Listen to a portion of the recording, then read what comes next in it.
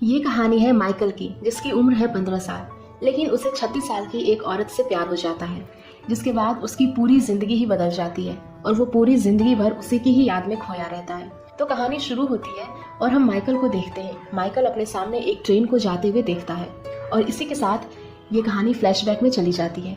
हम 15 साल के माइकल को देखते हैं, जो कि अपने स्कूल से घर जा रहा था, पर तभी उसकी तबीयत खराब होने लगती है। वो जैसे ही आगे जाता है उसकी तबीयत और भी ज्यादा खराब होने लगती है और उसे उल्टियाँ भी आ जाती है। और फिर तभी उसके पास हैना नाम की औरत आती है और उसकी मदद करती है।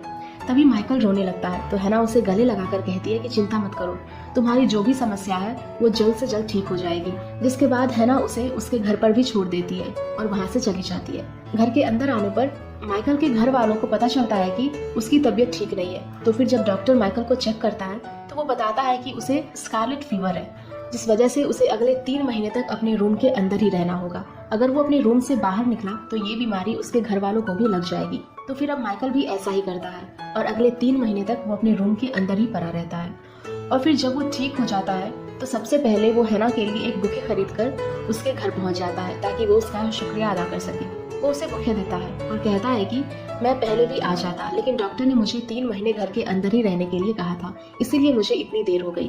तो हैना कहती है कि कोई बात नहीं। जिसके बाद माइकल उससे पूछता है कि अगर आपको किसी भी काम की जरूरत पड़े तो आप मुझे बता सकते हो। तो हैना कहती है कि मैं एक कंडक्टर हूँ, तो तुम चाहो तो मेरे साथ चल सकते हो। और फिर इसी के दौरान माइकल हैना को कपड़े बदलते हुए भी देखता है, जिसे हैना देख लेती है, जिस बात से घबरा कर माइकल वहाँ से भाग जाता है। लेकिन वो कई दिनों तक हैना के घर के आसपास मंडराने लगता है। फिर एक दिन जब वो हैना को कोयला लाते हुए देखता है तो वो भी उसके पास चला जाता है और पूछता है कि क्या मैं आपकी मदद कर सकता हूँ। तो हैना कहती है कि ठीक है, नीचे और भी कोयले हैं, तुम उसे लेकर आओ। और फिर इसी के चलते माइकल की हालत काफी खराब हो जाती है, जिसे देखकर हैना उसके ऊपर काफी हंसती है। हैना कहती है कि तुम अपने कपड़े उतारो, तुम्हारे कपड़े काफी गंदे हो चुके हैं और मैं उन्हें साफ करके देती हूँ, तब तक तुम नहा भी लेना। और फिर जब वो माइकल के लिए टॉवेल लेकर आती है तो हमें पता चलता है कि हैना ने भी अपने कपड़े उतार दिए हैं। वो उसकी पीठ पर किस करने लगती है और कहती है कि तुम यही चाहते थे ना। जिस बात को सुनकर माइकल कंफ्यूज होने लगता है तो हैना कहती है कि मेरी तरफ देखो। जिसके बाद वो उसे किस करती है और दोनों इंटीमेट भी होने लगते हैं। और अब इसके बाद ही इन दोनों का अफेयर स्टार्ट हो जाता है। स्कूल छूटने के बाद वो हर दिन हैना के पास आता था और ऐसे ही हर दिन वो दोनों एक दूसरे के करीब आते रहते थे। अब एक दिन माइकल उसे कहानी सुनाता है तो एक दिन एक दूसरे से सवाल जवाब करते हैं, जिससे देखने में हमें ऐसा लगता है कि ये दोनों एक दूसरे से बहुत ही ज्यादा प्यार करते हैं। अब एक रात माइकल हैना से पूछता है क्या कल हम डिनर पर जा सकते हैं, जिस पर हैना उसे हाँ कह देती है। और फिर अगले दिन ये दोनों बाहर जाते हैं तो सभी लोग इन दोनों को ही देखने लगते हैं, क्योंकि इन दोनों की उम्र में काफी फासला था, जिससे हैना ऑकवर्ड फील करने लगती है। तो ये दोनों लोगों से दूर एक झील के पास आते हैं जहाँ पर हैना नहाने लगती है। वो माइकल को भी पानी के अंदर आने के लिए कहती है, लेकिन माइकल कहता है कि नहीं, अभी मैं एक कविता लिख रहा हूँ जो कि आपके बारे में है और मैं इसे पढ़कर आपको सुनाऊंगा। अब हम माइकल के कुछ दोस्तों को देखते हैं, जिसमें से एक लड़की उसे पसंद भी करती थी, पर माइकल उसे हर बार इग्नोर कर दिया करता था क्योंकि वो हैना से प्यार करता था। अब एक दिन हैना का प्रमोशन भी हो जाता है, जिसके चलते उसे ये सिटी छोड़नी होगी। माइकल का जब बर्थडे आता है तो वो अपने दोस्तों को छोड़कर हैना के पास आता है, जिससे हैना उस पर काफी गुस्सा होती है कि मेरे चक्कर में तुम अपने दोस्तों को मत छोड़ो। लेकिन माइकल उसे मना लेता है और फिर आखिरी बार ये दोनों इंटीमेट होते हैं। और फिर अगली सुबह हैना माइकल को बताए बगैर ही वहाँ से चली जाती है, क्योंकि उसका प्रमोशन एक दूसरी जगह पर हो चुका था। और फिर जब माइकल उसके घर आता है तो हैना उसे नहीं मिलती। वो काफी दुखी होता है और अकेले ही अपना टाइम बिताने लगता है। वो ज्यादातर किसी से बातें भी नहीं करता। और फिर देखते ही देखते 8 साल बीत जाते हैं, जहाँ पर माइकल अब 23 साल का हो चुका था और वो LLB की पढ़ाई कर रहा था। अब एक दिन उन सभी स्टूडेंट्स को केस ट्रायल देखने के लिए ले जाया जाता है। दरअसल कुछ महिलाओं के ऊपर ये आरोप लगाया गया था कि उन्होंने यहूदियों के 300 लोगों को चर्च के अंदर चलने के लिए छोड़ दिया। चाहे तो वो उन्हें बचा भी सकते थे, लेकिन उन्होंने ऐसा नहीं किया। इन सभी आरोपियों के अंदर हम हैना को भी देखते हैं, जो खुद भी एक गुनहगार है। उसे देखकर माइकल काफी चौंक जाता है। उसने कभी सोचा नहीं था कि हैना ऐसा भी कर सकती है।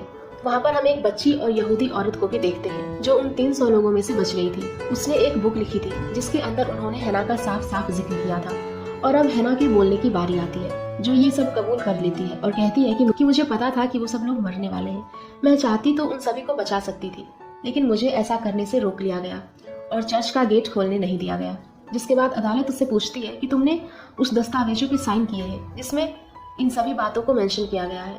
तो हैना कहती है कि नहीं, मैंने किसी भी दस्तावेज के ऊपर साइन नहीं किया है। तो अदालत कहती है कि ठीक है, हम तुम्हारे अक्षरों को मैच कराएंगे, तो कागज लो और उसके ऊपर कुछ लिख कर बताओ ताकि हम तुम्हारे हैंडराइटिंग को पहचान सके। फिर हैना जैसे ही इस बात को सुनती है वो बता देती है कि वो साइन मैंने ही किए थे। और यहाँ पर माइकल को पूरी बात समझ में आती है कि हैना एक अनपढ़ औरत है जिसे पढ़ना लिखना नहीं आता। और जब उसका प्रमोशन हुआ था तो वो वहाँ से भाग गई और चर्च के गार्ड की जॉब करने लगी, क्योंकि वो नहीं चाहती थी कि लोगों को उसके बारे में पता चले कि वो एक अनपढ़ औरत है। और जो कुछ भी उन 300 लोगों के साथ हुआ उनका जिम्मेदार हैना खुद को ही मान लेती है और उसे उम्र कैद की सजा भी हो जाती है, जबकि दूसरे गुनहगारों को कुछ ही साल की सजा होती है। और ये सब देखकर माइकल काफी टूट जाता है और अब वो डिसाइड करता है कि वो हैना से मिलने के लिए जाएगा। वो जेल तो जाता है पर हैना से मिलने के लिए उसके अंदर हिम्मत नहीं होती, तो वो फिर से लौट जाता है और समय ऐसे ही बीतते जाता है। और अब माइकल काफी बड़ा हो चुका था, उसकी शादी भी हो जाती है और उसकी एक बच्ची भी है, लेकिन वो अभी भी हैना को भूल नहीं पाया था। वो हमेशा उसके बारे में सोचता रहता है, जिसके चलते उसकी वाइफ के साथ डिवोर्स भी हो जाता है। तो वो अपनी बेटी को लेकर अपनी माँ के पास चला जाता है। उसकी माँ कहती है कि मुझे इस बात का दुख नहीं है कि तुम्हारा तलाक हो गया, लेकिन मैं ये जानना चाहती हूँ कि तुम काफी बदल से गए हो। तुम हमेशा काफी सोच में रहते हो, दुखी रहते हो, आखिर वजह क्या है? यहाँ तक कि तुम अपने फादर की फ्यूनरल में भी नहीं आए थे। तो माइकल बताता है कि ये जगह मुझे काफी सारी यादों को याद दिलाती है, जिस यादों से मैं हमेशा भागता रहा हूँ। मैं एक औरत से प्यार करता था जिसकी उम्र मेरे से 2 गुना ज्यादा थी और अब वो जेल में है। जिस बात को सुनकर उसकी माँ एकदम से चौंक जाती है। जिसके बाद माइकल अपने कमरे में आता है, जहाँ पर वो उन किताबों को देखता है जो वो हैना के लिए पढ़ा करता था। उसने एक किताब को हैना के लिए आधा ही पढ़ा था, तो वो उसकी रिकॉर्डिंग करता है और उन रिकॉर्डिंग्स को जेल के अंदर हैना के पास भेज देता है, जिसे सुनकर हैना काफी खुश होती है और रोने लगती है। और फिर वो भी धीरे धीरे पढ़ना लिखना शुरू कर देती है। जिसके बाद वो माइकल के लिए एक खत लिखती है और उसका जवाब आने का इंतजार करती है। लेकिन देखते ही देखते 20 साल बीत जाते हैं, पर माइकल ने उसके खत का रिप्लाई कभी नहीं किया। और अब हैना काफी बुरी भी हो चुकी थी। जेल के अंदर हैना का बिहेवियर काफी अच्छा था, तो उसके ऊपर दया करके उसे जेल से रिहा कर दिया जाता है। हैना की कोई भी फैमिली नहीं थी और माइकल खत के जरिए हैना से बातें किया करता था। तो जेल की वार्डन माइकल को कॉल करती है और कहती है कि हम हैना को छोड़ रहे हैं, उसका इस दुनिया में कोई भी नहीं है और ना ही उससे कोई मिलने के लिए आता है। पोस्ट के जरिए आप एक दूसरे से बात किया करते थे, तो हम चाहते हैं कि आप उसका रहने का बंदोबस्त कर दें। और फिर ये सुनकर माइकल काफी परेशानी में आ जाता है और थैंक्स कहकर फोन कट कर देता है। उसे समझ में नहीं आ रहा होता कि वो क्या करे। काफी दिनों तक सोचने समझने के बाद वो तय करता है कि वो हैना को जेल से लेकर आएगा। फिर वो जेल जाता है और काफी सालों के बाद वो एक दूसरे से मिलते हैं, जहाँ हैना माइकल को देखकर काफी खुश होती है। माइकल कहता है कि मैंने तुम्हारे रहने का बंदोबस्त कर दिया है, पास में ही एक लाइब्रेरी भी है, क्योंकि तुम्हें पढ़ना काफी पसंद है तो तुम वहाँ हर दिन जा सकोगी।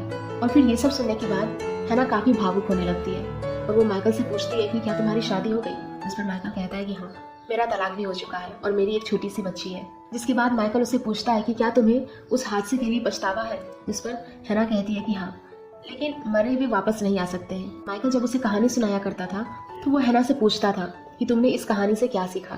तो इस बार वो हैना से पूछता है कि तुमने अपनी जिंदगी से क्या सीखा। इस पर वो कहती है कि मैंने पढ़ना लिखना सीखा, क्योंकि अंत में मैं जेल में आई और यहाँ पर मैंने वो सब सीखा जो मुझे सीखना चाहिए था।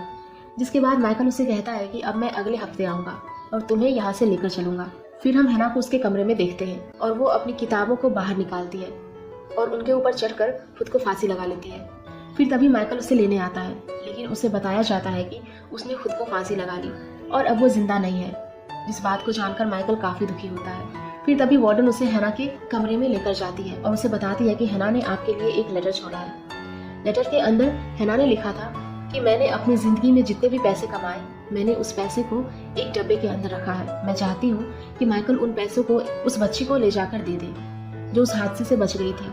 साथ ही वो माइकल को हेलो भी कहती है। और फिर ये सब सुनने के बाद माइकल काफी रोने लगता है और हैना का आखिरी काम करने के लिए निकल पड़ता है। और एक लंबा सफर तय करने के बाद वो उस बच्ची से मिलता है जो कि अब काफी बड़ी हो चुकी थी। वो माइकल से पूछती है कि तुम दोनों का क्या रिश्ता था। जिस पर माइकल उसे सब सच बता देता है कि जब मैं 15 साल का था तो मेरा उसके साथ रिश्ता था जो कुछ समय तक चला। और फिर इन सभी बातों को बताते हुए माइकल रोने लगता है। जिसके बाद वो उसे पूछती है कि तुम यहाँ पर किस काम से आए हो। तो माइकल कहता है कि हैना ने अपनी जिंदगी की पूरी कमाई आपके लिए छोड़ी है। जिसके बाद वो उसे वो डब्बा दिखाता है, जिस डब्बे को देखकर उसे अपना कैंप याद आ जाता है जिसमें उसका ये डब्बा चोरी हो गया था। वो कहती है कि इस डब्बे को तो मैं रख लूंगी, लेकिन इन पैसों को नहीं ले सकती। तो फिर माइकल उसे पूछता है कि मैं इस पैसों का क्या करूं। जिस पर वो कहती है कि तुम इसे किसी यहूदी NGO को दान कर दो। तो माइकल कहता है कि ठीक है, लेकिन जाते समय वो उससे पूछता है कि क्या मैं इस पैसों को हैना के नाम से दान कर सकता हूँ, जिस पर वो हाँ कहती है। जिसके बाद माइकल अपनी बेटी से मिलता है और उसे हैना की कब्र पर लेकर आता है और अपनी और हैना की कहानी अपनी बेटी को सुनाने लगता है, जिससे उसकी बेटी मुस्कुराती है। इसी सीन के साथ ये कहानी यहीं पर खत्म हो जाती है।